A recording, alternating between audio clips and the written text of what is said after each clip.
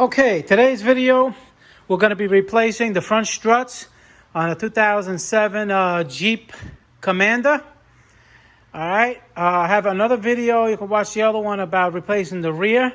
The fronts are a little more difficult to replace. You just watch the video. You can do it yourself. Okay, let me show you, a couple of reasons why you want to replace the shocks. Number one reason is squeaking or the truck is hopping. These are totally blown. The car hops. It's unsafe. Unsafe for braking, unsafe for handling. Do not use operate a vehicle on the road like that. They changed the tires thinking that was going to do it. And I think, it's just amazing what some people don't know. All right. So let me show you how this car hops. Okay, watch. I'm going to push down on the front of the car and you watch how it hops. 1, 2, 3. I'm gonna let go now. 1, 2, 3. It hops like a kangaroo. You know what I mean? What that's supposed to do is when you are testing the shocks, it's good how you test the shocks too, is you put your knee on, you put your weight on the front, give it a couple of good jerks, and then let go. It's supposed to go up, down, and settle. It's not supposed to jump up and down like a kangaroo. All right, so they're blown. Obviously, the tires they replaced, I can imagine they were probably all bumpy and destroyed. And these tires, it's going to happen to these too if it's not taken care of. Another way you could check is you go underneath and you look. Let me take this off. And you look where my light is. You see the piston over there? Now, if that piston, you see the skinny part, the chrome part, you put your finger there and see if you feel for oil. If there's oil there, if you visually see oil leaking, it's blown. All right? These, you can see it. They're blown. All right? So, I'm going to show you how to do both sides because they're a little bit different as far as taking things out of the way. We're going to start on the driver's side. Okay? First thing you're probably going to want to do is take the wheel off, 19 millimeter, jack it up. Do not use the jack to support the weight. The jack is only for lifting, not for supporting. Use a jack stand like those over there. Put the jack just enough to get it off the ground. All right, and then leave the jack there too with the stand, so for extra security. That's what I'm going to do right now. I'm going to take the wheel off. Okay, you have to remove this fuse box out of the way, and if they slide in here, and on the other side, and there's these little pins. You see this? You just use a screwdriver and you push them away. You see them? And then it just slides out. The same thing with the one on this side. You see this one? And then it just slides out. This one didn't have one. It had one. No, it does have one. Okay, I'm sorry. It didn't look like it did. And then you just move this out of the way so you can get to these bolts. And then we're going to take we'll see what else we have to take off to get to the, expose those bolts. Okay. Move this out of the way. It's just in there like that, a little rubber mount. Just try to move that out of the way. And over here has basically that same things where you have to, they lock. It locks in here. See, right? This thing goes in there like that. You move this tab out of the way so you can lift it up.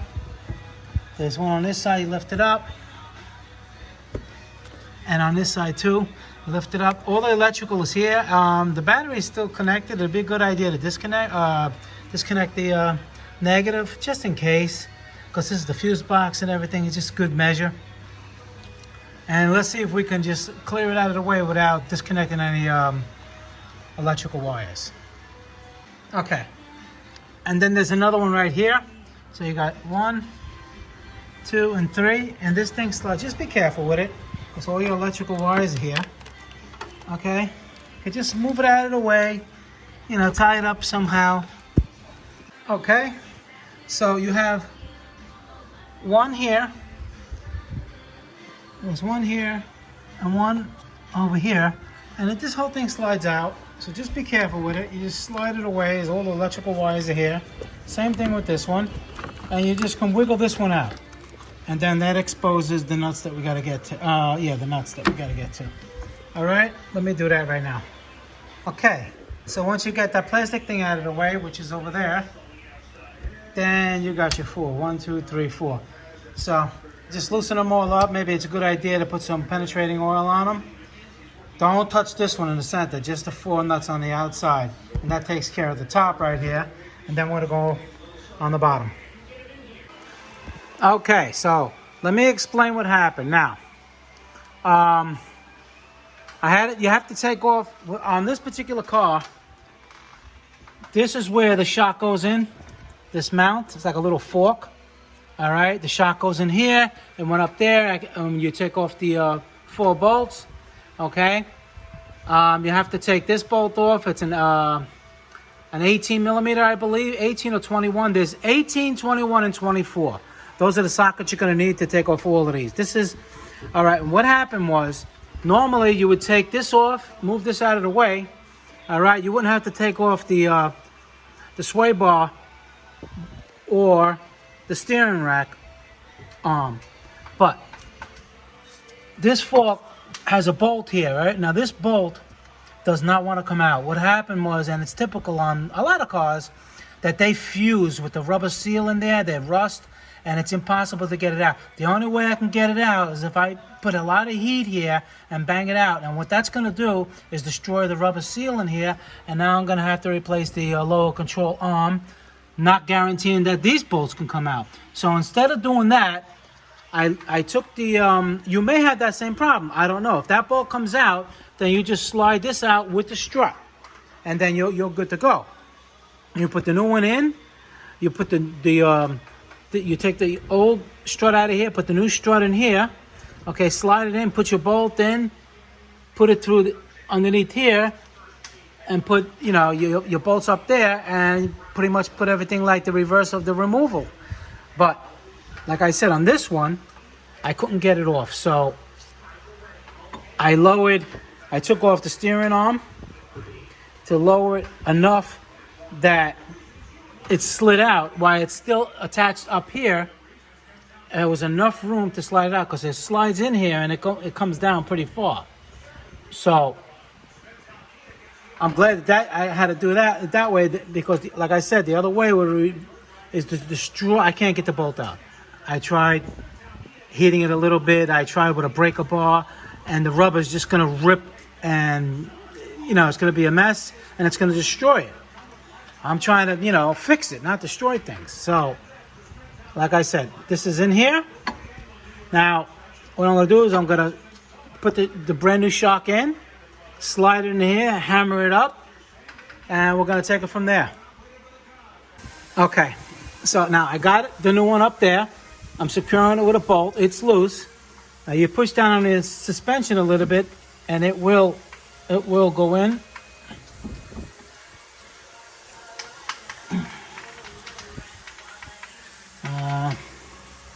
Well, look, it does go in. I just can't do it with one hand. Let me try.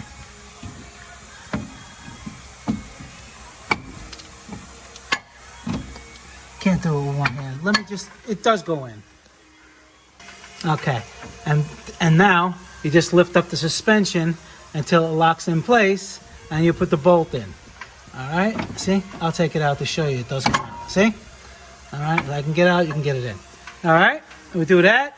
We're gonna start buttoning up everything and take it from there. Okay, so once you get the shock in this fork, make sure that it's all the way down. And you see over there, see the bolt hole? It's nice and straight. I mean, clear shot, you can put your bolt in there.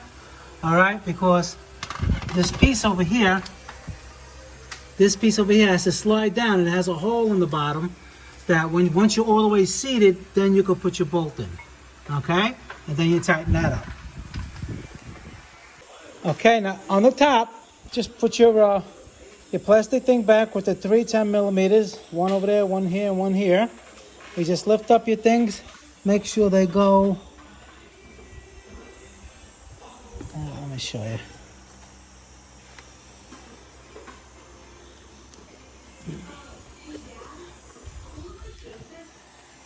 Oh, right here.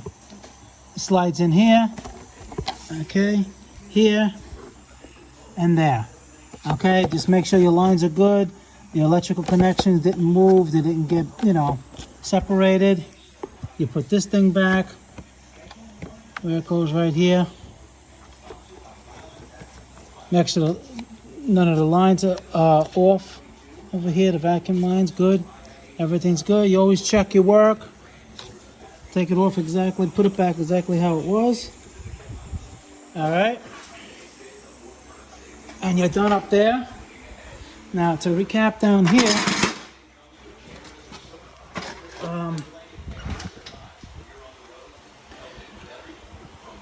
Make sure your bolts are tight. I believe this is 18 millimeter. Over here, 21. Over here, 18. Okay. This one, 24. And that one, 21. Right here. Make sure the ABS cables are back where they belong. All right, they're not interfering with the, just put them back where they belong here. All right. Make sure it doesn't interfere with the rotation of the wheel. And just check your work. And that's it. Now, if you know from the previous video, I'm not putting the wheel on because I have to replace one of the studs that was over-torqued. All right, so what I'm going to do is it's the same procedure on the other side, but I'm going to show you how to take off. It's a little bit different because you have the coolant tank over there, the overflow reservoir. So I'm going to do that, and then we'll close out the video. All right, guys. Okay, on this side, passenger side, what you're going to do is you have a 10 millimeter here. Sometimes it's just a little plastic, screw nut over here. Down here, you got a 10 millimeter bolt or 8 millimeter.